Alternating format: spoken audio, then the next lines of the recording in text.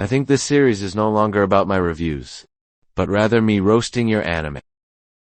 Okay, after 15 villains from the dumbest to the smartest, the best to the worst, the other day, I noticed many of you were interested in good villains, so I won't keep you waiting any longer. I've decided to make a video about a genre that's gotten a lot of attention. Harem eki, where a protagonist as stiff as a lamppost can make an entire cast of girls fall for him. The plot probably has less logic than the direction of the wind blowing up girls' skirts. People often say everything has its ups and downs, but for me, Harem eki only has downs, no ups. Now, let's rate some Harem eki series. From legendary to the latest. Who knows? Your waifu might be in here. This must be the absolute progenitor. I don't know what else to say, except that this is the consequence of not teaching sex education to students, and instead letting them watch porn. Makoto, the lucky protagonist, loves Katanoha in the morning, trains with Tsukai at noon, sleeps with Otomi in the afternoon, and spends the night with a different girl for each meal. If this guy were a doctor, he'd probably do gynecological exams with his mouth for convenience. Makoto lives as if he has a VIP card to a brothel, without having to pay, because the girls around him are always lining up to date a walking sausage, who only knows how to say two things: I'm tired, and take it off. A protagonist whose brain only functions when blood rushes to his lower body. If this is your dream, then damn, wake up right now. As for the girls in this, no need to say much. Sakai, the national matchmaker and mistress, initially created opportunities for Makoto to flirt, then when she saw them getting close, she jumped in, and when she got angry, she stabbed her ex-boyfriend in the stomach. Kotonoha. Initially, she looked like a gentle, shy romance novel heroine, with big, sparkling eyes. By the end of the movie, she's carrying her boyfriend's head, whispering, "Now it's just us." She's like something out of a horror movie. Plus romance, plus crippling personality disorder. The director must have watched 210 while writing the script, or got cheated on by his girlfriend, so he decided to take revenge on society by writing such a trashy script. Trashiness level, infinity out of 10. As for the rest, from the art style to the script's logic, it's all trash. Also, my taste isn't for high school girls, so I can't judge. I can't rate the waifus in this series. To love Ru, or more accurately, to ill, Iru. This anime seems like it was written during a class by a 7th grade boy going through puberty and who just discovered his love for breasts. The main character, Rito, is an accidental pervert. His rate of falling into girls' chests is even higher than the failure rate of final-year university students. In the To Love Ru universe, love is when you accidentally touch the chest of a princess from outer space, and then you get married. A kind of logic that slaps Newton in the face with a pair of alien breasts. The world in To Love Ru operates on hormones. A cold-blooded assassin just needs to be fed taiyaki to become friendly. A prince sneezes and changes gender. An octopus that can play the piano. A principal is a public pervert who appears on national television. And the only drama in this series is probably touching breasts in the morning, being misunderstood at noon, showering together in the afternoon, peeking at night, then apologizing. Yeah, you heard that right. So I also have no idea why shows like this even have fans. I mean, do people have such low standards that they accept a puke-worthy animation and a ridiculous plot like this? But to be fair, I still think this show is better than School Days. At least it made me laugh, instead of giving me an existential crisis like that damn thing. Overall, I'd rate this show about 5 points. And I want to emphasize again, my taste isn't for lowly stuff, so I'll leave the waifu ratings to you guys. Here it is, the legend of the days I secretly watched on YouTube and hid from my parents. High School DxD, also known as Legend of School Boobs, is strong proof that every great story begins with a pair of boobs. No plot needed, no logic needed, no IQ needed. As long as you have boobs. The male lead is a he. His full title is the Holy Breast Knight, Breast Dragon Emperor, White King of Zoa. He's the only main character in anime history whose life goal is to become the harem king. Of course, he's also the ultimate pervert. Every time you think he's about to do something serious, he'll blurt out something like, "For Rias's boobs? I won't give up." Well, what else could be more motivating than boobs in an eki anime, right? Okay, that's the male lead. What about the female lead? Ria's Gremory, the mobile lingerie Every scene Ria's appears in has 3 things: dim lighting, bouncy boobs, and background music. Of course, in eki, the final boss is never a villain, but a bra. Every time there's a fight, the character's clothes, flung out as if they just stepped out of a blender. Immunotherapy. Hungkyucha Hunkang, the Elotient Ra, Vien Dieb, Bagi Kai. Not only that, DxD even has a character hierarchy system based on cup size. Even D. even drags in mythology and religion, just to see gods intimidated by girls' boobs. All three realms, heaven, hell, and the mortal realm all unanimously allow, I say, to touch breasts unconditionally, because in DxD, you don't live for ideals, you live for squeezing. I think I'll add a point for this series' creativity. Besides, the waifus in this are quite to my taste. So, 8 out of 10? Okay. Date Alive is an example of, if you can't write a proper sci-fi series, just throw in a bunch of anime girls for the main character to kiss each one. Oh hello, 150 million people dead. And the solution is for a goofy student to go on dates like a TV show? Like, who is that person? Each episode is a date ending with a kiss, and then the meteor stops. Shido, the main character, is annoyingly good, always saying, "I want to save you with love," while you're holding a giant sword and slicing half the city away, but with a slobbery kiss. He can reset the entire global disaster, as if his lips have Windows Update integrated. As for the waifus, well, once again, my taste isn't for young girls. Every girl in this acts like a child. Their social awareness level is on par with AI. They get angry and slash at the slightest provocation, then smile brightly like, "I didn't mean to," and Shido forgives them like, "You destroyed 3 buildings, but it's okay, because you're cute." How could I ignore the fact that Rose, the nation's wife Kurumi, was manipulated by a serial killer using dark magic to control time? But fans still crowned her the nation's bad girl just because she wears gothic Lolita clothes and likes cats, right? I know exactly what you guys are thinking. And Shido, the guy who's always ready to sacrifice for humanity, is actually the greatest player in anime history.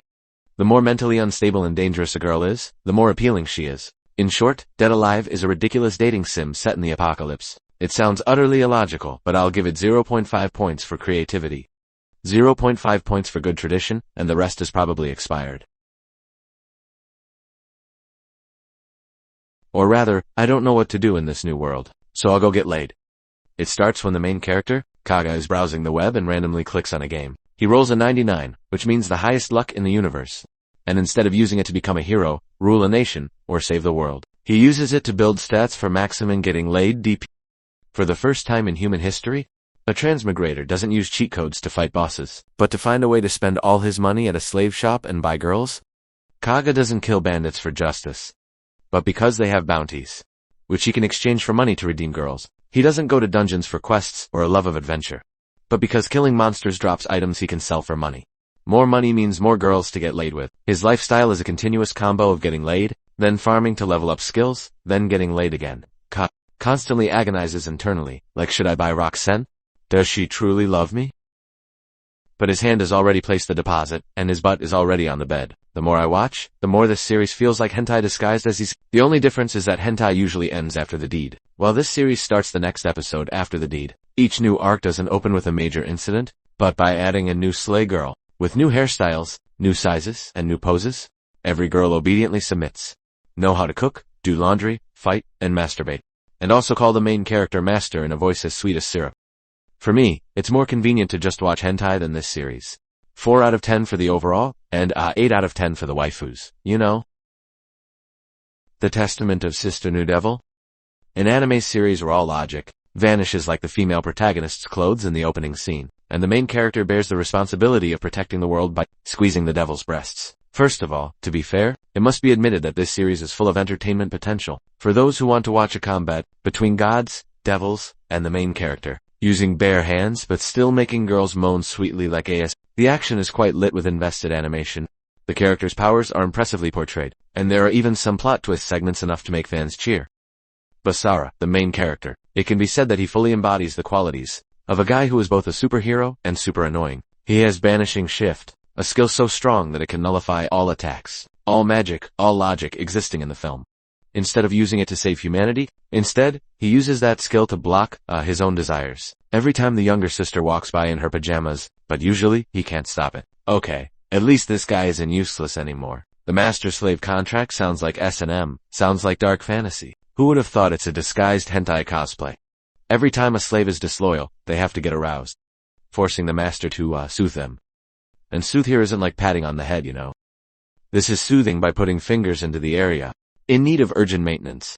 Well then, I probably don't need to describe it anymore. You guys hear it and already understand enough, right? The romance in this movie is ridiculously funny. Any girl who gets involved in a sex contract with the main character ends up falling for him. If a girl doesn't get involved, the succubus still takes her down, until they fall in love. The climax is the entire team getting pregnant at the same time. My friend earned infinite bad karma for sending me this movie when I was sitting next to my family. Here it is. Finally, there's a bit of a bright spot for this whole video. Prison School. A paradise for any middle schooler like me back then. This isn't just an anime. This is a monument, a pinnacle of profound lewd culture. It's a place of beautiful breasts and slender thighs, strict rules, and fluids flowing like Niagara Falls. No kidding. The plot of 5 only guys stuck in a school with 1,000 beautiful girls. Sounds like a teenage hentai Yet, Prison School turns this perverse fantasy into a work of art. This series is both overtly ecchi and intelligently sharp. It makes you laugh until you cry, but still makes people marvel, because of how it plays with boundaries. And subverts all anime comedy.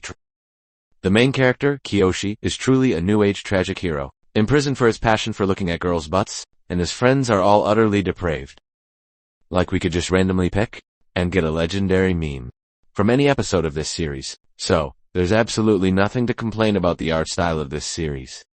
Exaggerated animation, expressions so exaggerated they look like they just failed university, slow motion movements of breasts, thighs, and butts. Everything feels like 4K IMAX projected directly into the viewer's brain. For a series that's quite old, I'm just going to declare it straight up, is the art style of Prison School enough to piss all over many anime series that came after it, especially that one series with art on par with par. And of course, this series is unbelievably hilarious. There's not a single serious moment. But precisely because it was so great at the beginning, it kinda lost its vibe later on. At first, each episode was a disguised moral lesson about friendship, sacrifice, and solidarity under the prison of lust. But later, it started losing its quality, repeating old tricks. The girls were still beautiful, but the plot became increasingly bland. The harem was no longer appealing. The script was messy, the breasts were still big, but the characters' brains shrunk. I believe almost everyone among us has experienced a time searching for Prison School on YouTube and thinking it was hentai. In summary, Prison School is the absolute pinnacle of the ecchi genre, even though it got a bit weaker later on. Unlimited perversion from every angle, especially the girls who are out of this world. Shokugeki no Soma, or rather, Food Wars, the Battle of Chefs. An anime where food doesn't just fill your stomach, but also your eyes. But your eyes are looking at something else, not the food. The dishes here are not just delicious, they also have the power to make clothes burst open, tear pants, and make eaters scream like they're being electrocuted in the ass. To be frank, this is masturbation, not Master Chef. The main character, Soma, is a guy as stubborn as shit stuck to your butt. He cooks so well that anyone who eats it feels like they're masturbating with their tongue. Eaters moan as soon as they take a bite, like they're being crushed under a gas stove. Hair stands up, eyes roll, shirts burst open, and skirts automatically untie. Some women even imagine they're riding a unicorn on a sea of cheese. The funniest thing is, this is a cooking anime, but every time there's a competition, there has to be a rapid clothes stripping scene. No one understands the rules of shoku. They only know that whoever strips first loses. What kind of cuisine is this? Just look at the judges, and you'll know how delicious the dish is by the number of breasts revealed, and the length of their moans. This Tatsuki school isn't a culinary academy, but a breeding ground. Speaking of which, we can't forget Arena, God's tongue. She just needs to eat a bad dish, and she grimaces as if being poked with chopsticks. But if she eats a delicious dish, her eyes roll back, her body twitches as if electrocuted, and her chest vibrates to the rhythm of a drum. And then there's a half-hour speech about the feeling of ecstasy. Is this what you guys call content? Anyone who wants to learn cooking can watch it, but you should have tissues and cold towels ready, because you won't just be drooling. I'd rate this series about 7 out of 10, but the waifus in it are definitely 11 out of 10. Monster Moose. Daily life with monster girls is a hot pot of hentai mixed with rom-com, and the half-human, half-beast girls are thinly sliced fresh meat. The more they reveal, the more customers they attract. It must be admitted that Monster Musu is one of the series that pioneered the genre of zoological waifus, making the whole world suddenly wonder, if a snake had breasts, should I be attracted? The character designs are beautiful, making even anti-furry people reconsider. I mean, it'd be a waste not to gobble up this kind of furry. Especially the way each species is personified in a very clever way. The Lamia, Mia, obsessively in love and clingy, like a reptile in an air-conditioned room. Immunotherapy, Nang Papi, Thunyinji Thunyagi. And Miss Slime is exactly the type that's flexible in content, adaptable and form depending on the situation. I wonder what you guys think. Maybe it's because I've watched too many trashy movies, but I'm starting to find it kinda engaging. Monster doesn't pretend to be serious. It knows what it is. A disguised ecchi that's a mock zoology lesson, so it doesn't bother inserting grand tragedies or profound philosophies. Each episode is a lewd comedy sketch with a theme of which pair of breasts will hit the main guy's face first today. However, if it's illogical, I still have to call it out. The logic in Monster Musu. For example, a poor student living alone suddenly has the government send him a few monster girls, assigned as future wives, to live with him. Who believes that? The rule prohibiting sexual relations between humans and monsters sounds ethical, but the whole story is just scenes of breaking the rules, disguised as physical contact, tentacles, tails, wings, and even emotional connections. In other words, you can't have sex, but touching is allowed. Furthermore, this series also has a useless main character. Like in many other series, he has no superpowers, no cooking skills, no strategic mind, but he has the ability to attract girls comparable to a black hole. Every girl who comes falls in love, and every girl who loves him dedicates herself, while he just stammers and blushes like a middle school student secretly reading a Playboy magazine. Occasionally, he strains to be a hero and save the damsel in distress, but his hero level is only at the level of staying calm. When a monster's breasts were shoved in his face, that's a level any man out there can achieve.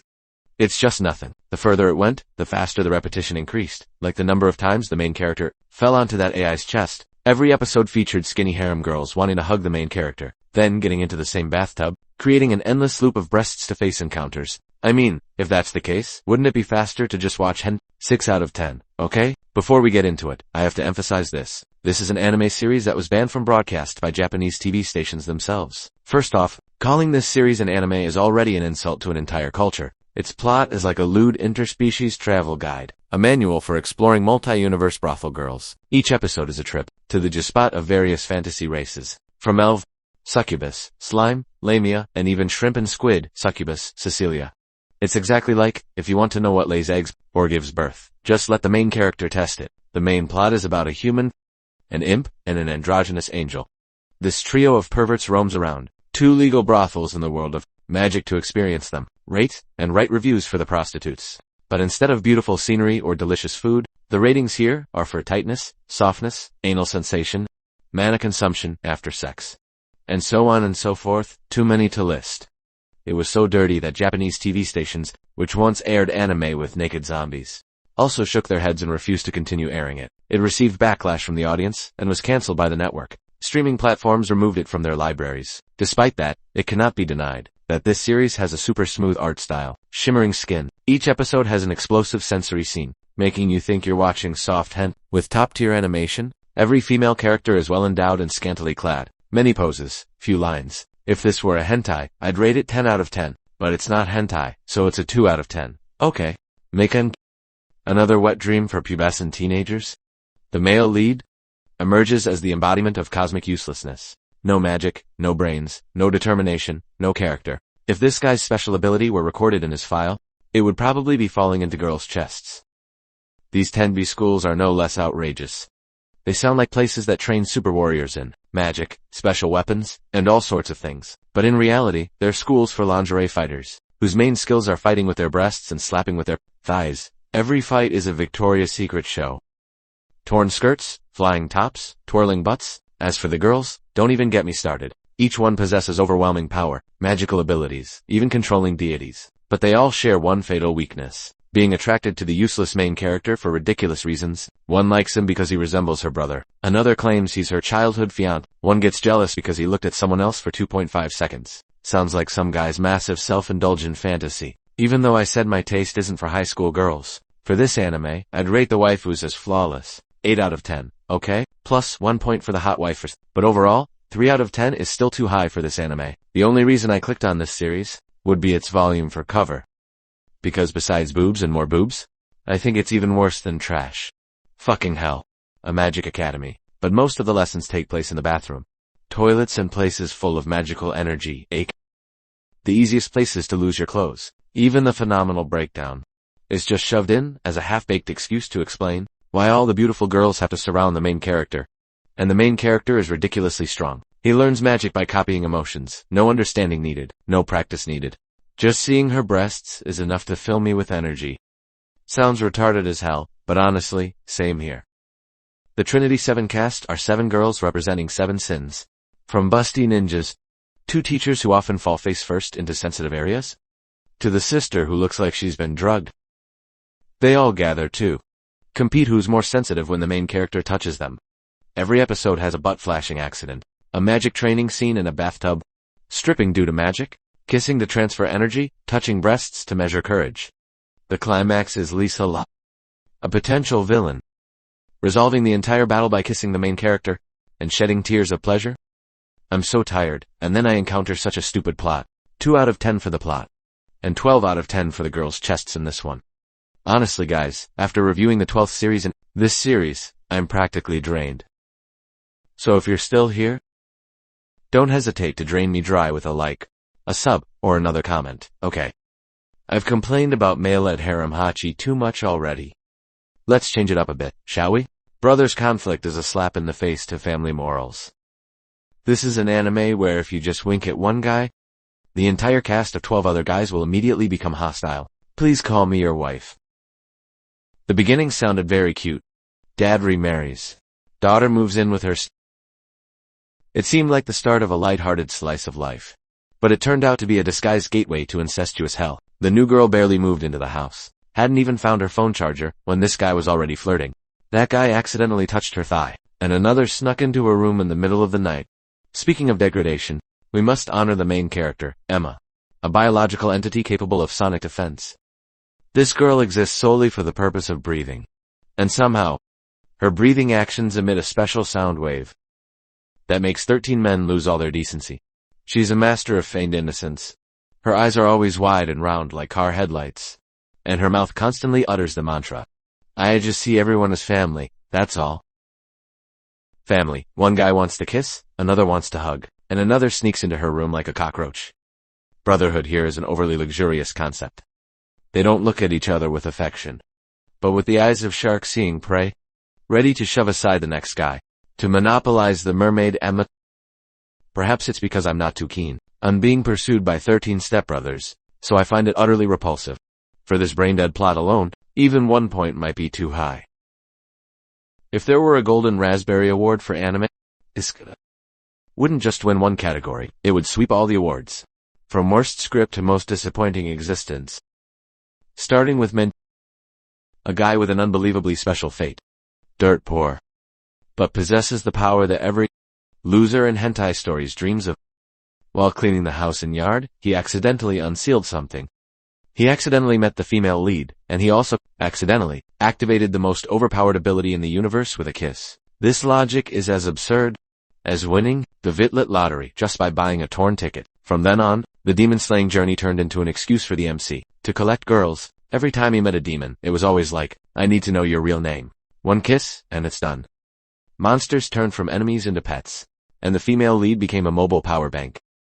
Every battle is a series of ridiculous actions. Fight a bit, run out of power, run back to the mic. Recharge with a kiss, shoot 2 more times, repeat. It doesn't look like a battle, but rather a couple trying to argue, while charging each other's phones. The female lead Sakuya is also a tsundere with twin tails, but her brain was probably left at home. She acts dangerous and cool, but in reality, she's just an arrow shooting machine, powered by the MC's saliva. It tries to copy the atmosphere of Inu, borrows the system of fate, but ultimately creates a trash of trash combination. The most memorable and emotional moment of the entire film is when you decide that you've wasted enough time and press the damn off button. Asuka Malaika Suka, or rather, Ace, is a pity score. Even 1.5 feels insulting. Hybrid X Heart Magia's Academy Adam is an anime so bad that after watching it, you have to wash your brain with soap. The first thing that caught my eye was the cover art, where some girls' breasts were bigger than the main character's head. The main character is a guy named Kizu, who has the overpowered ability to touch girls' breasts to recharge his energy. Not only that, he can also have spiritual intercourse, to make the female protagonists reach combat orgasm, then transform, and defeat the alien leaders in one shot. The defense schools in the movie are no different from AV idol training camps. Girls wear armor that only covers their breasts and buttocks, leaving the rest exposed to the wind, like an invitation from the universe. The aliens probably initially intended to wipe out humanity, but when they arrived, they saw these guys groping each other and moaning, then flying into the sky, shooting fireworks, so they got embarrassed and left. And damn, the absolute peak is this guy's own biological older sister, who also wants to be with him. You're not mistaken, she's his biological older sister, and you wouldn't believe it. I was writing about this series and accidentally turned on the sound, and the whole family turned to look at me. Damn it.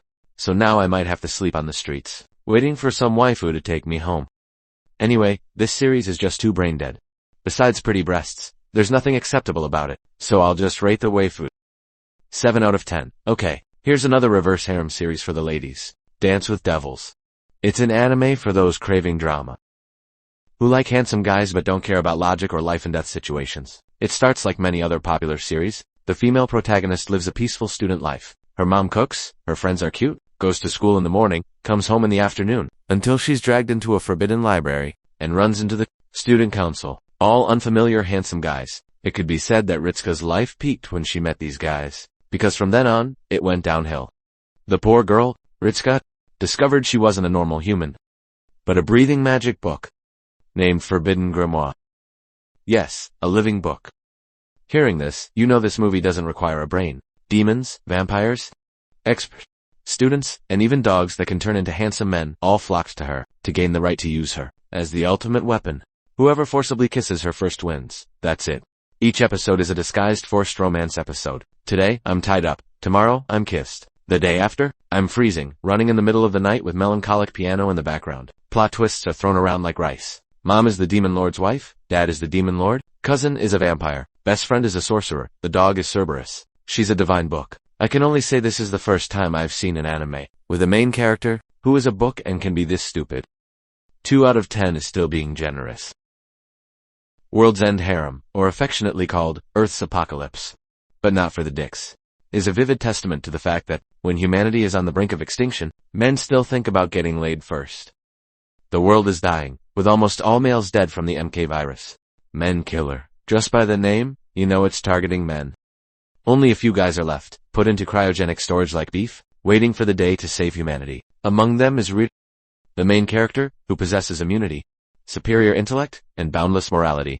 And him isn't working because he's thinking about his ex. That's right, while the very government is screaming, bro, please screw that AI for the country. Redo, meanwhile, sits thoughtfully, scratching his chin like a philosopher, saying, I just want to find my sister Eliza. These big-breasted girls don't attract me. This tough guy is ing unbelievable. I really want to push this guy aside and save the world in his place, because the waifus here are truly 10 out of 10. And importantly, all of them are ready for you to love unconditionally, truly fulfilling the dream of every man in the world. Only because of these, I'll reluctantly give it a 7. With a bonus point from the waifus and the luscious art style.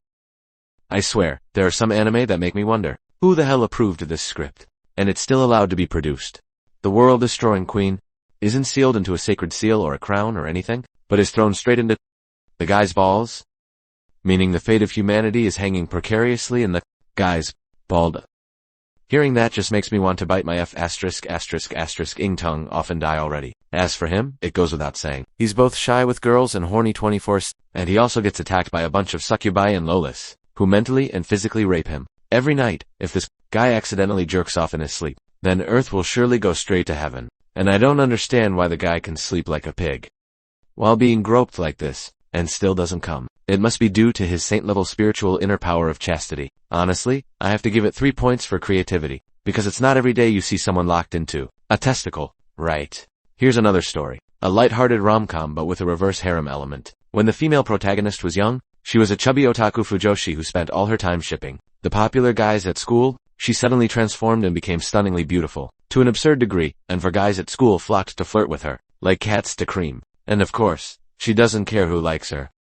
If being fat means you can turn into a fairy just by starving yourself for a week, then gyms should just close down. What's the point of working out? And so, from a creature ignored by the whole world, Saranu Makai became the center of attention for the entire school. With 4 guys surrounding her, there's the kind-hearted hot guy, the hot-headed brute, the sweet best friend, and the cool and aloof guy, each with their own charm. But none of them know that every time this girl sees them standing close together, her mind automatically creates a scene where they kiss passionately. It's a reverse harem, not a true harem, because the girl being pursued doesn't need anyone. You have to admit, the author is very good at trolling the readers. Every time you think someone is about to win over the female lead, it immediately does a 180-degree turn to make it clear to the guy that this girl only loves the 2D world, and the way she rejects the guys who flirt with her, while still maintaining a humorous atmosphere, without making anyone hate her. That's the genius part. You'd think this girl is heartless, but it turns out she just loves shipping fictional guys. The art style is top-notch, typical shoujo, sparkling and flashy, but sometimes it's too sparkly, looking like glitter has been sprinkled on the characters' faces. It's a rom-com, but Actually, you have to admit this is a pretty refreshing rom-com. The main character isn't the beautiful Cinderella type. On the inside, she's a true fujoshi, who ships boys more than she wants to be loved. It buried some old shoujo while still being entertaining, and making readers love the characters, even the losing ones. I quite like this series. It's definitely not because I'm gay, so I'll give this series a 9 out of 10. Okay, finally, the very last damn series.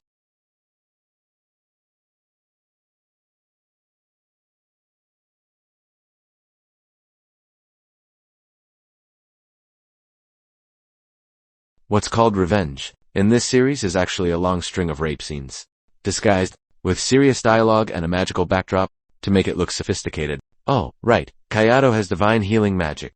But instead of healing, he just heals a bunch of girls into his bed, then resets their brains, changes their names and appearances, and turns them into sex slaves with Stockholm Syndrome. It's infuriating. The peak is turning a princess into a docile doll, named Freya. Like, because you made me suffer. Now I'll reset you into a wife. Just hearing that reeks of brain-dead people. Writing revenge? The author seems to be too good at building a world where the line between revenge and rape is blurred, but disguises it with a fantasy exterior and twisted moral reasoning. Like I did it because they were evil first. The villains aren't any better. One is a pedophile, another is a deranged rapist who kills people. All of them exist for the sole purpose of enabling the main character to get his revenge by making them experience gang rape. In short, Redo of Healer is a dark series disguised as fantasy. The content is like written by a soul warped by adultojin.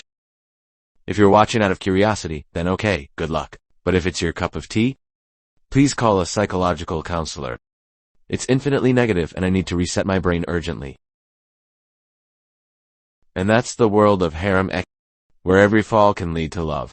If you fall into someone's chest. To clarify, everything I've said above is just my personal opinion. If you disagree, please state your point civilly. Also, comment right away on a topic in anime, manga, or show that you want me to rate in the next video. Who knows? Maybe the content you suggest for the next video will be super satisfying. Remember to like, share, and subscribe so you don't miss out on more exciting videos. And now, goodbye, and I'll see you all in the next videos.